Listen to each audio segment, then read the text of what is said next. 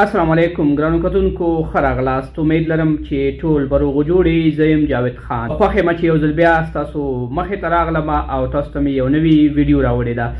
خوږو دوستانو په یوټیوب کې، ټیک ټاک کې، فیسبوک کې زموږ د ویډیوګانو تر شا ډېرې ملګرو کمنټونه کړي وو، نظریات یې پرېښو چې د ایران ویزو سایټ ولې مشکلات لري، ولې اپلای نه کېږي، موږ ولې نشو کولی چې د ایران ویزو ته اپلای وکړو. مخصوصا فلحال په افغانستان کې دغه مشکلات ډېر زیات دي. د دغې سایټ په واسطه باندې ډېر داسې زموږ دوستان دي چې هغوی په همدغه سایټ باندې خپل رزق و روزي ګټي او یو اندازه پیسې ګټي او همدغه یې کاروبار وي او د همدې په واسطه باندې دوی کولی شي چې یو مړۍ حلاله روزي لاسته راوړي. خو نن سبا حالاتو کې هغه هم کار پکې نه کېږي، سایټ کې مشکلات دي، اپلای نه کېږي. یا بعضې کسان د اپلای په وخت کې د ستونزو سره مخ کېږي، ولې اپلای نه کېږي. نو دا مختلف مشکلات دي چې ملګرو ما ته په دې باندې نظرونه راکړي چې تاسو دې باندې ویډیو جوړه کړئ. اگر چې خوږو دوستانو مخکې ما په دغې ټاپک باندې ویډیو جوړه کړې یم، دا بره آی برخه کې ما تاسو ته لینک درکړی، تاسو هغه هم کتلی شئ چې څنګه اپلای کېږي. خو راځو د نن سبا حالاتو ته او اوسني مشکلاتو ته چې ولې د دغه سایټ نه اپلای نه کېږي، ولې زموږ ډېرې ملګري چې په دغه برخه کې کار کوي هغوی ولې د ستونزو سره لاس او ګرېوان دي او څنګه به ورته اپلای کېږي. دا او دغسې نورې ډېرې پوښتنې به انشاءالله ستاسو په همدې ویډیو کې جواب شي. نو دا چې خوږو دوستانو په دغه سایټ کې یو اندازه ستونزې او مشکلات شته دی او په دې ویډیو کې زه یوازې دا نه چې تاسو معلومات درکوم، مکمل طریقه کار به تاسو سره شریکوم چې تاسو څنګه کولی شئ د ایران ویزو ته اپلای وکړئ. په عملي ډول باندې به انشاءالله زه تاسو ته سایټ خلاصوم، مکمل طریقه کار به درته ښیم او بیا به سره مخکې ځو. تاسو کولی شئ مخصوصا هغه ځوانان چې بالکل بیکاره دي، بېروزګاره دي، کار نه لري، د خپل موبایل په واسطه، د خپل کمپیوټر په واسطه باندې او د انټرنیټ په واسطه باندې په همدغه سایټ کې کار وکړي او د میاشتې تر 10,000 افغانۍ پورې لاسته راوړي. نو سایټ کې اپلای کول انشاءالله ډېر اسانه دي او دومره خاص مشکلات پکې نشته. ولې سایټ تعقیبول غواړي او د هغې په مشکلاتو باندې ځان پوهول غواړي چې یاره دغه سایټ کوم وخت کې مشکل لري، څنګه اخلاص کړو، څنګه طریقه کار دی. دا ټول انشاءالله تاسو سره په همدې ویډیو کې شریکېږي. ډېرو ډیټیلسو ته به نه ځو خوږو دوستانو، نور ډیټیلس به زه تاسو ته د ویډیو په عملي برخه کې درښیم. ورځو د کمپیوټر سکرین ته او کله چې موږ تاسو په اول ځل باندې اپلای کوو موږ ته څه کول پکار دي. کله چې موږ د خپل کمپیوټر سکرین ته راغلو، مخکې له دې نه چې اپلای وکړو، د اپلای لپاره تاسو ته د اسنادو ضرورت دی. لکه تاسو د چا اسنادونو ته اپلای کوئ، خپل ته د بل چا اسنادو ته اپلای کوئ او کوم اسناد تاسو سره باید موجود وي. نو د اسنادو په برخه کې لومړی باید تاسو سره د پاسپورټ سکین وي، د اولې صفحې مکمل سکین، بیا د تذکرې سکین تاسو سره وي او یو منظم عکس وي. که چیرې تاسو عکس ونه لرئ، تاسو خپل پاسپورټ صحیح سکین کړی وي، د همدغه پاسپورټ له مخې نه هم تاسو عکس اخیستلی شئ. کله چې دغه درې واړه اسناد تاسو سره مکمل شو، بیا ستاسو سره ستاسو په کمپیوټر کې فوټوشاپ ته ضرورت دی تر څو چې د دې سایز جوړ کړئ. ځکه د ایران ویزو اپلای لپاره هر ډول اندازه کې ډاکومنټ یا اسناد چې دي هغه نه قبلیږي. سایټ خپل ریکوایرمنټ لري، د همغې مطابق به تاسو خپل اسنادونه برابروئ. که چیرې تاسو فوټوشاپ ونه لرئ، بیا لږ زره ستونزو سره مخ کیږئ. کولی شئ چې MS Paint او نورو پروګرامونو کې هم دغه اسناد ورته برابر کړئ. خو فوټوشاپ ډېر یو اسانه سافټویر دی او په اسانه طریقه دلته تاسو کولی شئ چې خپل اسنادونه برابر کړئ. زه راځم دلته سکرین ته، په دغه فولډر کې زما سره دغه اسنادونه دي. دلته وګورئ، دا د یو ملګري اسناد ما د نمونې په شکل راخیستي چې پاسپورټ دی، عکس دی او تذکیره ده. لومړی موږ او تاسو کوشش کوو چې د پاسپورټ سایز جوړ کړو، بیا عکس جوړ کړو او د تذکیرې جوړول دومره مهم نه دي، هغه عادي حالت کې هم کېږي. زه به راشم فوټوشاپ ته او دا پاسپورټ به داسې راخلاص کړم. کله چې پاسپورټ راخلاص کړې په فوټوشاپ کې، نو تاسو به دغه طرف ته د ټولز بار ته راشئ او دلته کې به دغه کراپ چې کوم بټن ده، په دې کراپ باندې به کلیک واخلئ. کراپ اصل کې غوڅولو ته وایي چې تاسو خپل تصویر باید د همدغې ایران ویزو د ریکوایرمنټ مطابق سایز ورته برابر کړئ، ریزولوشن یې، پکسل یې، هر څه. نو چې کله تاسو په کراب باندې کلیک واخلئ بیا به تاسو بره لاړ شئ دغه ریټو برخې ته دلته وګورئ دغه دوه خالي ځایان دي په دې کې به تاسو دلته ورته اندازه ولیکئ ریزولوشن به ورته ولیکئ دغه اندازه تاسو په پکسل میلیمتر متر او سانتي متر او انچ باندې برابرولی شئ د دې ما سره 800 په 600 کې هغه سکور یا مربع شکل غوندې ترتیبي برابر شو د پاسپورت کومه برخه کې چې عکس لګېدلی دغه صفحه موږ ته مهمه ده پاس برخه کې چې زموږ تاسو د ګوتې نښه یا امضا وي هغه برخه ډېره مهمه ده نو زه به دغه چوکاټ کې دغه لاندې چې عکس دی او مکمل معلومات دي دا به پکې داسې راکور کړم او همدا برخه به زه داسې منظمه برابره کړم کله چې ستاسو پاسپورت په دې چوکاټ کې برابر شو د هرې نګاه نه له دې نه وروسته به بیا تاسو لاړ شئ پاس برخه کې یو ټیک مارک دی دا به ټیک مارک کوئ داسې کله هم چې ټیک مارک کوئ بیا به خپل پاسپورت چک کوئ ښه به یې رازوم کوئ وبه یې ګورئ چې کوالټي نه خرابه شوي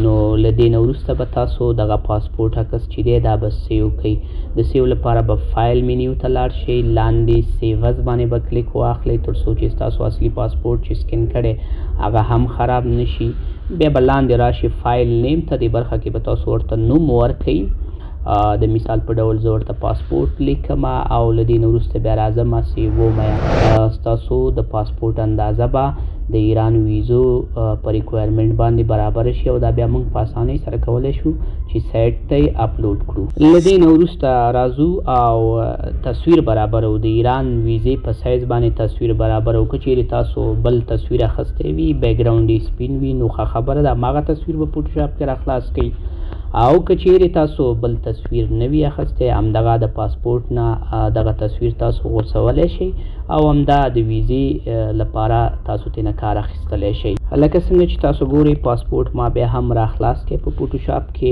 او غواړم چې د همدې پاسپورت له مخې نه تصویر واخلم او همدغه تصویر د ویزې لپاره وکاروم خو ښه خبره دا ده چې تاسو خپل نوی تصویر واخلئ که پاسپورت مو نوی وي بیا پروا نه کوي که پاسپورت باندې 6 میاشتې تېرې شوي وي بیا تاسو کوشش وکړئ نوی تصویر واخلئ د تصویر اندازې لپاره بیا هم فوټوشاپ کې راځم دغه طرف ته د ټولز بار ته او په دې برخه کې کراپ یا غوڅولو آپشن انتخابوم او بیا هم بره ځم او اندازه یې ورته مشخصوم د اندازې لپاره د تصویر اندازه لږ څه د پاسپورت نه وړه ده 400 په 600 کې به تاسو په پکسلو کې د تصویر اندازه ونیسئ کله چې 400 په 600 کې د تصویر اندازه مشخصه شوه تاسو به تصویر هم خپل چک کړئ لږ به یې رازوم کړئ تر څو چې کوالټي نه خرابه شوي له دې نه وروسته به دا تصویر هم تاسو سیو کړئ فایل ته به لاړ شئ په سیوز به کلیک واخلئ او دې برخه کې به تاسو ورته نوم ورکړئ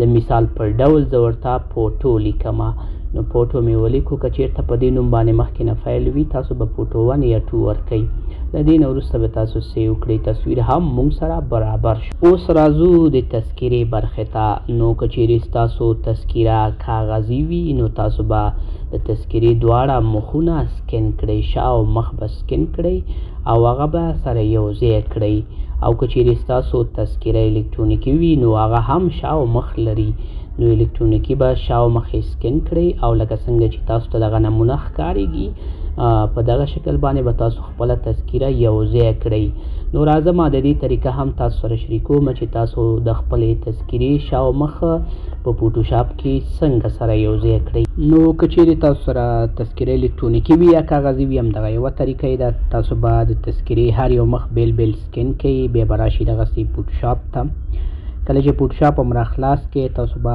د تذکرې دواړه مخونه فوټوشاپ کې دغسې ور واچوئ او له هغې نه وروسته به تاسو راشئ دغه طرف ته د ټولز ته او دلته به کراپ باندې کلیک واخلئ لاندې به راشئ او دې طرف نه به دا کراپ داسې لاندې کش کړئ بیا به راشئ د تذکرې د بل مخ ته دواړه به تاسو سره تیار فوټوشاپ کې خلاص وي دا بل مخ به داسې کنټرول ای یا به ټول سلیکټ کړئ ټول به انتخاب کړئ کله چې ټول انتخاب شو بیا به تاسو راشئ فوټوشاپ کې بره ایډیټ ته ایډیټ کې به تاسو کاپي باندې کلیک واخلئ یا کنټرول سی دا به کاپي کړئ له دې نه وروسته به دوباره بیرته راشئ همغه اول مخ ته او دلته کې به کنټرول وي پیسټ یې کړئ یا به ایډیټ منیو ته لاړ شئ پیسټ باندې به کلیک واخلئ بیا به دا تاسو دغه د کیبورډ 4 بټنو سره چوکاټ برابر کې لاندې به راولئ داسې منظم به برابر کړئ کله چې چوکاټ برابر شو بیا به لاړ شئ فایل منیو ته او په فایل مینیو کې سیو از باندې به کلیک واخلئ او دا به سیو کړئ.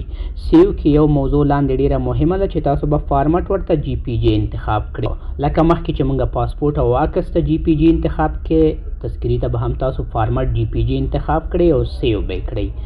دې سره بس تاسو مکمل اسنادونه چې دي د ایران ویزې د اپلای لپاره برابر شي.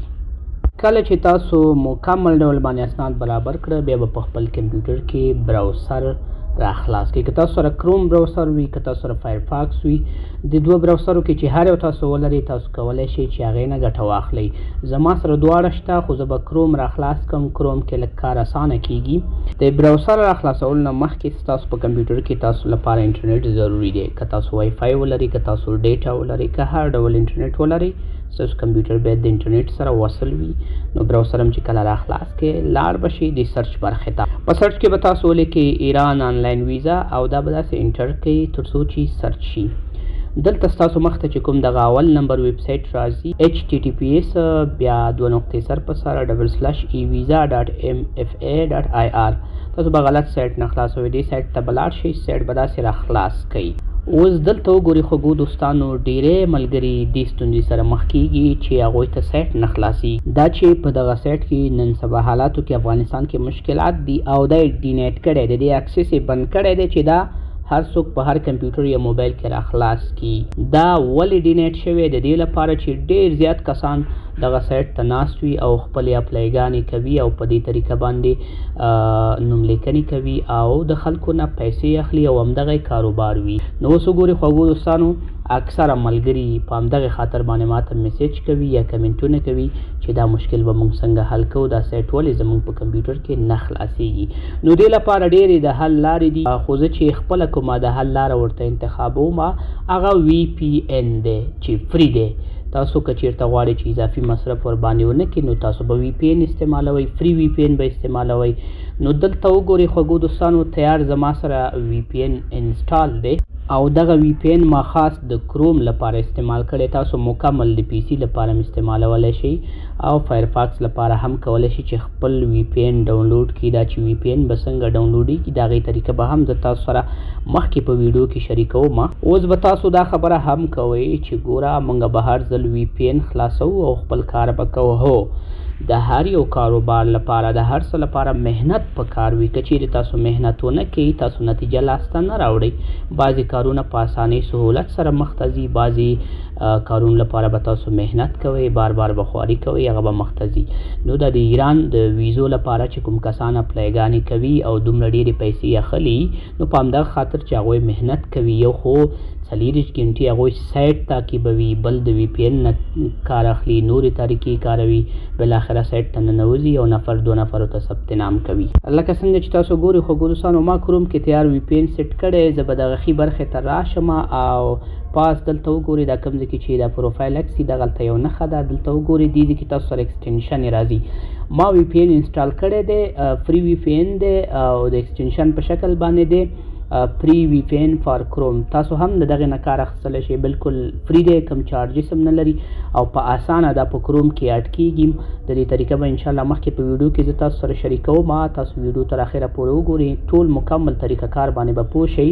زه په دې وی پی ان باندې داسې کلیک اخلم. لکه څنګه چې تاسو ګورئ وی پی ان زما سره را خلاص شو او لاندې لیکلی وی پی ان از آف. فلحال دا وی پی ان آف دی. دا به مونږ آن کو تر څو چې مونږ دې سایټ ته لاسرسی پیدا کړو او سایټ ته ننوځو. نو لکه څنګه چې تاسو وینئ وی پی ان زما سره آن شو. کله چې وی پی ان زما سره کنیکټ شو زه اوس دلته راځم نوې ټب اخلم یا په همدې ټب کې له سر نه دغه سایټ چې دی سرچوم یا دا ما سره سرچ شو راځم را خلاصوم یم. دغه اول نمبر سایټ دی.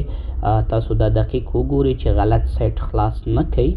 اوس وګورئ خوږو دوستانو دلته ماته وایي چې چیکینګ یور براوسر بیفور اکسیسینګ او لاندې ماته وایي آی ایم ناټ ا روباټ. دا به کنفرم کو ځکه دا کپچه غواړي موږ نه او دې کپچه برخه کې دغه کپچه به موږ ورته صحیح کوو. لکه ماته وایي چې دې کې بایسیکل کمه دی نو زه دلته بایسیکل انتخاب کړم. داسې څلور انتخاب تاسو باید دقیق وکړئ. بیا وریفای باندې کلیک واخلئ تر څو چې تاسو سایټ ته ننوځئ. لکه څنګه چې تاسو وینئ دا کپچه زما سره وریفای شو. آی ایم ناټ ا روباټ ټیک مارک شو او اوس به مخکې ځو سایټ ته او په سایټ کې به نوره طریقه تاسو سره شریکوم. خو مخکې له دې نه چې سایټ ته ننوځو، تاسو خو وی پی ان نه لرئ، زه به تاسو سره د وی پی ان د ډاونلوډ طریقه شریکوم تر څو چې هغې باندې تاسو پوه شئ. بیا به په سایټ کې مخکې اپلای باندې کار کوو.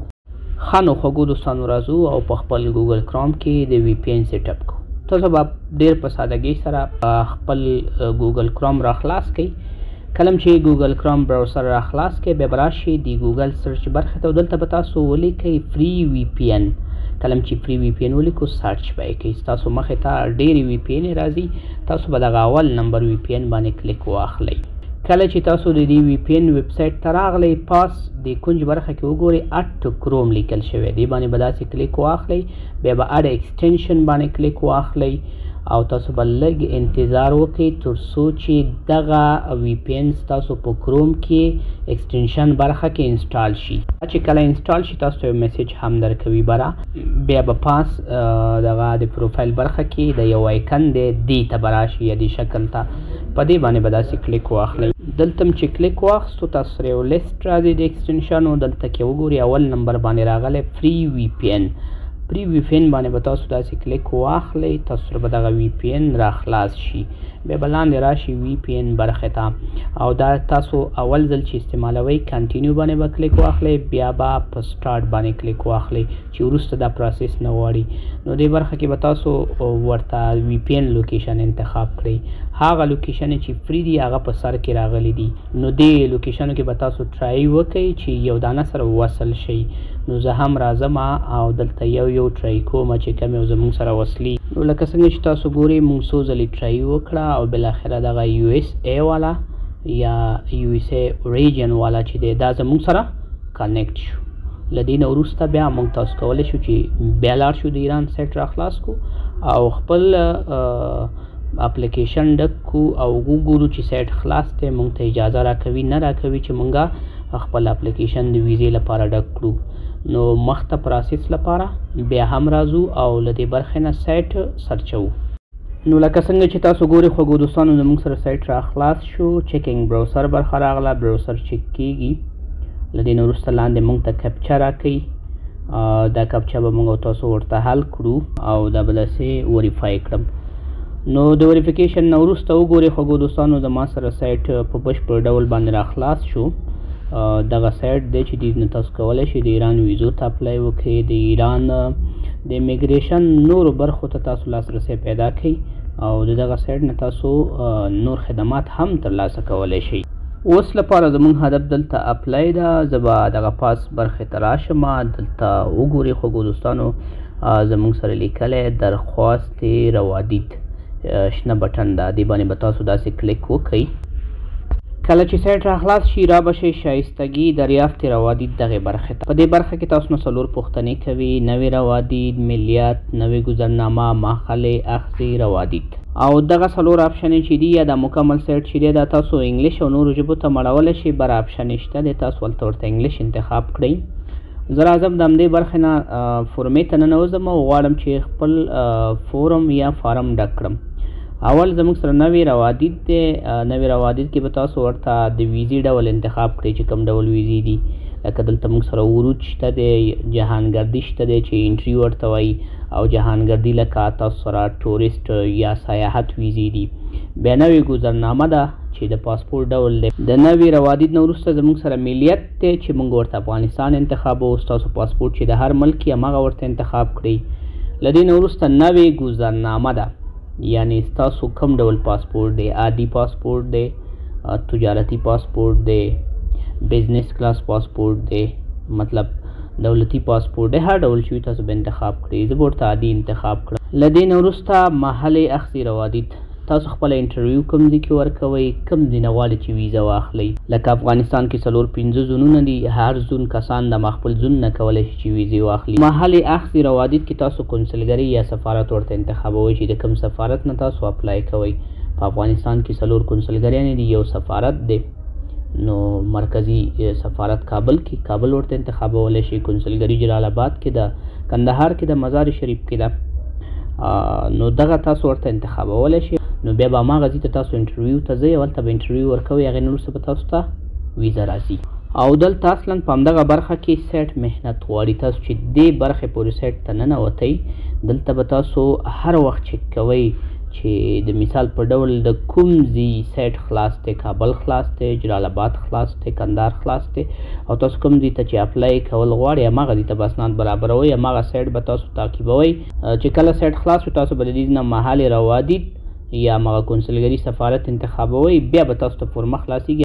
هغې نه وروسته به تاسو خپل فارم ډکوئ، او چې کله ستاسو فارم ډک شو، سیستم ته سبمیټ شو، انټرویو تاسو ته راغله، بیا تاسو په مشخص تاریخ باندې کولی شئ چې لاړ شئ او د ویزې لپاره سفارت کې انټرویو ورکړئ او د بانک تعرفه تحویل کړئ او تاسو ته ویزا درکړي. لکه څنګه چې تاسو وینئ دغه څلور واړه آپشن ما انتخاب کړي. اوس راځم لاندې ثبت برخې ته د شنه بټن باندې کلیک اخلم تر څو چې مونږه مکمل فارم ته بوځي. خوږو دوستانو لکه څنګه چې تاسو ګورئ مونږ سره مکمل فارم را خلاص شو. په دې فارم کې څو برخې دي، دغه هره برخه به تاسو ډکوئ، بیا به مخکې ځئ. اوله برخه مونږ سره اطلاعات شخصي یا پرسونل انفارمیشن شخصي معلومات دي. تاسو به دې برخه کې مکمل معلومات ورسوئ، لکه تاسو به نوم ولیکئ، د پلار نوم به ولیکئ، جنسیت به ولیکئ. نو زه هم راځم دا برخه ورته ډکوم، لکه نوم ورته لیکم، تخلص لیکم ورته، بیا د پلار نوم ورته لیکم، له دې نه وروسته جنسیت ورته لیکم، تابعیت او محل تولد دواړه انتخاب شوي دي، بیا ورته پیدایښت کال لیکم. دغه ټول معلومات ما دلته د نمونې په شکل ور واچو، دا حقیقي معلومات نه دي. تاسو به د خپل پاسپورت مطابق د فارم ډکوئ او حقیقي معلومات به ورچوئ، هر څه به دقیق رسوئ. کله چې تاسو د پیدایښت کال ورته مشخص کړئ یا تاریخ تولد، بیا لاندې وضعیت تأهل دی، دلته مجرد یا متأهل به ورته انتخاب کړئ. شغل به لاندې ورته انتخاب کړئ چې تاسو څه کاروبار کوئ، او هغې نه وروسته عکس پرسونلي یا تاسو به خپل شخصي عکس ورته اپلوډ کړئ. لکه څنګه چې مونږه مخکې عکس باندې خواري وکړه او عکس هم جوړ کړي، هماغه عکس به دلته اوس اپلوډوو. د عکس اپلوډ لپاره چوز فایل باندې به کلیک واخلئ. تاسو چې په کمپیوټر کې هره برخه کې هره ډایرکټري کې عکس وي هماغلته به لاړ شئ، انتخاب به یې کړئ عکس او مستقیما به یې اوپن کړئ، تاسو سره به عکس اپلوډ شي. عکس اپلوډ نه وروسته راځو دویمې برخې ته چې اطلاعات تماس دی، چې دې برخه کې به تاسو خپل د تلیفون شمیره رسوئ، خپل دویمه شمیره به چیرته که چیرته ولرئ ورسوئ، که نه د خپلوانو پلار ورور د بل چا شمیره ورسوئ. لاندې به ایمیل ادرس یا برېښنالیک ورسوئ. هغې نه وروسته به بیا کوډ پوسټي دا به نه رسوئ، دې ته ضرورت نشته. او له دغې نه وروسته ادرس محل اقامت په کوم ځای کې تاسو ژوند کوئ، فرض مثال کابل کې اوسیږئ، په کومه ناحیه کې اوسیږئ او کومه پروژه یا کومه برخه کې اوسیږئ، هغه به تاسو دلته منظم ولیکئ. نو دا برخه هم موږ داسې په فرضي ډول باندې ډکوو. دواړه د تلیفون شمیرې مو اچولې، ایمیل ادرس اچو او له دې نه وروسته د اوسېدلو ځای ادرس ورته اچو یا ستاسو اوسنی موقعیت چې کوم ځای کې دی هغه ورته تاسو ور اچوئ. له دې نه وروسته لاندې کې چیرې تاسو راشئ نو تاسو چې شماره تلیفون در ایران یو ایرانی شمیره به دلته ور واچوئ، که خپله نه وي د ملګرو به ور واچوئ، حقیقي نمبر به ور واچوئ. او هغې نه وروسته ادرس در ایران، تاسو باید د ایران ادرس ور واچوئ چې ایران کې کوم ځای ته ځئ، کوم ولایت ته ځئ، فرض مثال هغلته بیا کومې برخې ته ځئ، مکمل هغه ادرس به تاسو سره وي، دې برخه کې به تاسو هغه ولیکئ. نو دا برخه هم مونږ کوشش کوو داسې منظمه ډکه کړو.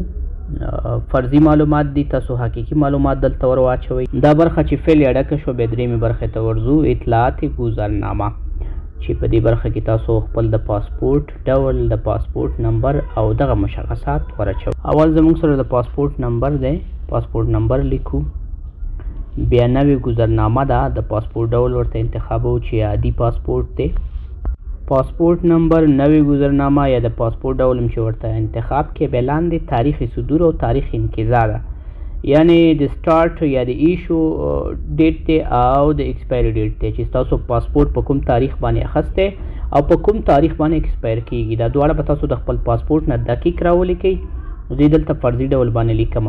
بیا به لاندې راشئ تصویري گذرنامه، چوز فایل، دې برخه کې به تاسو خپل پاسپورت ورته اپلوډ کړئ. هماغه پاسپورت چې موږ تاسو کراپ کې جوړم کې او نیمایي برخه د پاسپورت هم راواخیسته، هغه به تاسو په دې برخه کې اپلوډ کړئ. زه هم دلته اپلوډوم داسې. کله چې پاسپورت اپلوډ شو بیا راځو څلورمې برخې ته، اطلاعات روادید. ښه، په څلورمه برخه کې اول زموږ سره ورځې دي څومره وخت لپاره تاسو ویزه غواړئ. د ایران هیواد عموما یو میاشتنۍ ویزه لري، 45 ورځې لري، 2 میاشتې لري، 3 میاشتې. د مثال په ډول زه ورته 45 ورځې انتخابوم. بیا نوی ورود دا مهم دی موږ لپاره. په دغه ویزه باندې موږ څو ځلې تګ راتګ وشو کړلی، 1 ځلې، 2 ځلې که څو ځلې، نو دا ورته تاسو انتخابولی شئ. دلته یو آپشن شته فوري یا ارجنټ. که چیرې تاسو غواړئ چې دا ویزه په عاجلو کې واخلئ نو فوري آپشن به تاسو انتخابوئ. تاسو نه به اضافه فیس کټ کېږي، تاسو به په بینک کې اضافه پیسې تحویلوئ، ویزه به تاسو ته عاجل درکوي. د هغې نه وروسته یو آپشن دی تصویر مهر تمدید. که چیرې تاسو مخکې ځلې ایران ته تللي ویزه هم تمدید کړي، د هغې عکس به دلته اوچت کړئ. او لاندې د دې نه یو آپشن دی هدف السفر چې دا ډېر مهم دی. دلته به تاسو ورته انتخاب کړئ چې کوم هدف لپاره تاسو ځئ. وبه یې لیکئ، البته په انګلیش کې به ورته ولیکئ، پښتو کې ورته ولیکئ، دري کې ورته ولیکئ، مشکل نشته، خو که انګلیش کې ولیکئ بهتره ده. د دې نه وروسته کارت اقامت. تاسو اقامت کارت که چېرته ولرئ هغه به ورته دلته اپلوډ کړئ. نو افغانستان کې خو اقامت کارت نه وي، نو تاسو کولی شئ دې برخه کې ورته تذکیره خپل اپلوډ کړئ. د دغې نه وروسته تاریخ تقریبي ورود. تقریبا تاسو به په کوم تاریخ باندې ځئ. فرض مثال نن اپلای کوئ، 20 ورځې وروسته ځئ، ما 20 ورځې ورته انتخاب کړئ. بیا له دې نه وروسته تصویر پشت کارت اقامت. که چیرې تاسو د اقامت کارت ولرئ شا او مخ بیل بیل اپلوډیږي، نو دلته پشت تصویر یا د تصویر هغه شا به ورته اپلوډ کړئ. له دې نه وروسته تاریخي تقریبي خروج دی. تاسو به خپل تقریبي تاریخ ورته ولیکئ چې په کوم تاریخ باندې د ایران نه واپس وځئ، لکه بیرته افغانستان ته راځئ یا بیرته کوم بل هیواد ته ځئ، کوم ځای نه چې تاسو اپلای کړي وي. په دې برخه کې آخري پوښتنه ده کارت اقامت در صورت نیاز. که چیرې تاسو اقامت کارت ولرئ دې برخه کې به یې اپلوډوئ. دې سره خوږو دوستانو زموږ فورمه ډکه شي. بیا لاندې راځي زموږ لپاره امنیتي کوډ. نو تاسو به دغه کوډ لاندې په دې خالي ځای کې ولیکئ. نو کله چې تاسو دغه 4 برخې ډکې کړئ یو ځل به مطمئنه چک کړئ په همدې برخه کې، او له دې نه وروسته د چک یو بله برخه ریویو برخه هم راځي، هلته هم تاسو چک کولی شئ. تاسو به دغه سیکورټي کوډ یا امنیتي کوډ دلته ولیکئ. بیا لاندې یو بټن ده ثبت و ادامه، په دې باندې به کلیک واخلئ. کله چې تاسو ثبت باندې کلیک واخلئ دلته وګورئ دغه مکمل اپلیکیشن ریویو تاسو ته راغله یا سمري راغله. دا برخه به بیا هم تاسو چک کړئ چې ستاسو په معلوماتو کې کومه برخه کې مشکل نه وي، عکس مو صحیح اپلوډ شوی وي، ایمیل ادرس صحیح وي او هر څه صحیح وي. هغې نه وروسته به لاندې راشئ تایید دا شنه بټنه چې ده دې باندې به تاسو کلیک واخلئ. کله چې تاسو په تایید کلیک واخستو که چیرې ستاسو فورمه کې مشکل نه وي مستقیما ستاسو ایمیل ته یو ایمیل لاړ شي. نو د دې نه وروسته هماغه ایمیل چې تاسو په دې فورمه کې ورکړی وي تاسو به خپل ایمیل دغسې راخلاص کړئ. لکه څنګه چې زما دا یو ایمیل دی، زه ایمیل ته ورځم. خوږو دوستانو دا هماغه ایمیل دی چې موږ په فورمه کې ورکړی او ما راخلاص کړی، او چې کله ما ایمیل راخلاص کړی بیا دلته وګورئ انباکس دی، سټار دی، مختلف قسمه دلته موږ سره باکسونه یا فولډر دي. موږ به سپام برخې ته لاړ، زموږ سپام فولډر ته به یو ایمیل راغلی وي نو ریپلی په نوم باندې. دا ایمیل به تاسو راخلاص کړئ او لاندې وګورئ هلته به تاسو ته یو کوډ هم درکړی وي. دا کوډ به تاسو را کاپي کړئ. کله چې کوډ دغسې را کاپي کړئ بره وګورئ یو وړوکی شانتې لینک دی، په دې لینک باندې به تاسو کلیک واخلئ. تاسو به دا سایټ له سر نه راخلاص شي. په دې برخه کې چې سایټ بیا هم له سر نه راخلاصېږي نو تاسو نه کیپچا غواړي یا هماغه پروسس غواړي لکه څنګه چې مخکې تاسو سایټ راخلاصو، نو دلته به دا د کیپچې برخه ورته حل کړو او بیا به مخکې لاړ شو. اوس وګورئ خوږو دوستانو د کیپچې د حل نه وروسته مکمل ما سره یو بل ټب راخلاص شو. په دې کې تاسو پاس وګورئ کود تایید، هماغه کوډ بعضې وخت کې اتومات راخلي، که نه تاسو به کاپي کړی وي دلته به پیسټ کړئ. او د دې نه لاندې بیا تاسو ته کوډ امنیتي راځي چې دا بار بار نوی راځي، یو کوډ نوي، دا به تاسو ورته ولیکئ. کله چې تاسو کوډ امنیتي ولیکو لاندې یو بټنه ده ثبت کد، دې باندې به تاسو کلیک واخلئ. ثبت نه وروسته درخواست شما در سامانه ثبت گردید دا میسیج به تاسو درکړي. او لږ لاندې که چېرته راشئ نو دلته وګورئ تاسو ته به مکمل هماغه د ویزې په شان د انټرویو ورقه درکړي چې په هغې کې بارکوډ هم شته او هر څه شته دی. تاریخ هم پکې مشخص شوی چې په دغه تاریخ به تاسو ځئ انټرویو لپاره. نو دغه ورقه ډېره مهمه ده، دا به تاسو د همدې ځینې ځان سره پرنټ هم کوئ، پی ډي اف به ځان سره واخلئ. نو اوس د پرنټ او د پی ډي اف لپاره څه کوو، په دې ورقه کې لاندې راځو. لاندې تاسو وګورئ خوږو دوستانو مستند درخواست د پرنټر نښه مو سره ده. تاسو به په دغې وړې بټنې باندې کلیک واخلئ، مستند درخواست. په دې باندې چې کله کلیک واخستو نو اوس دلته وګورئ تاسو دا ورقه پرنټولی هم شئ او پی ډي اف فارمټ کې سیبولی هم شئ. نو زه راځم خوږو دوستانو دا ورقه اول ځان سره پی ډي اف فارمټ کې سیبومه. نو بره که چیرې تاسو دیخي سایډ کې وګورئ پرنټ بیا ډیسټینیشن برخه کې به زه ورته پی ډي اف انتخاب کړم. دلته د پرنټر ډول ورته انتخاب دی. نو چې کله ما دې برخه کې سیو از پی ډي اف انتخاب کې لاندې ماته د سیو بټن راکوي. نو زه به لاړ شم او د سیو بټن باندې به کلیک واخلم او دې د به په کمپیوټر کې یو برخه یو فولډر یو ډایرکټري مشخصه کړم تر څو چې دا ما سره اومالته د پی ډي اف په شکل باندې سیو شي. زه راځم خپل د پی ډي اف فایل ته یو نوم ورکوم د هر چا په نوم چې مې ثبت نام کړی وي. مثال په ډول د کس نوم ورته لیکم او لیکم ورته چې انټرویو چې مطلب د دې کس انټرویو یا د ملاقات وخت سفارت کې معلوم شو او دا د دې د ملاقات یا اپاینټمنټ ورقه شوه. له دې نه وروسته لاندې خوږو دوستانو په سیو باندې کلیک اخلم او دا فایل زما سره سیو شو. زه ورځم کمپیوټر کې هماغه مشخص فولډر ته او دغه پی ډي اف ورقه لږه راخلاصوم او تاسو سره دا شریکوم چې مطلب په دې کې کوم مشخصات دي څه پکې دي تاسو به دا دقیق ولولئ. دې ځینې به تاسو خپل د انټرویو تاریخ مشخص کړئ او هماغه تاریخ نه مخکې به دا ورقه تاسو پرنټ کړئ. بیا به تاسو لاړ شئ سفارت یا هماغه کنسلګرۍ ته چې تاسو ثبت نام کړی دی او بالاخره هغې ځای کې به تاسو انټرویو ورکوئ.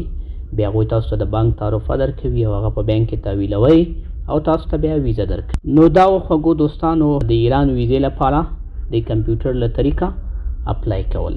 په راتلونکي ویډیو کې به انشاءالله د موبایل لارې نه مکمل طریقه کار زه تاسو ته ښیم چې موبایل نه موږ څنګه کولی شو چې اپلای وکړو او هغه کسان چې کمپیوټر ته لاسرسی نه لري انټرنیټ لري موبایل لري د موبایل لارې نه که چیرې تاسو غواړئ چې اپلای ورته وکړئ انشاءالله هلته به هم زه تاسو سره مکمل طریقه شریکوم په راتلونکي ویډیو کې د موبایل لارې نه مکمل طریقه کار زه تاسو ته ښیم چې موبایل نه موږ څنګه کولی شو چې اپلای وکړو او هغه کسان چې کمپیوټر ته لاسرسی نه لري انټرنیټ لري موبایل لري د موبایل لارې نه که چیرې تاسو غواړئ چې اپلای ورته وکړئ انشاءالله هلته به هم زه تاسو سره مکمل طریقه شریکوم په راتلونکي ویډیو کې.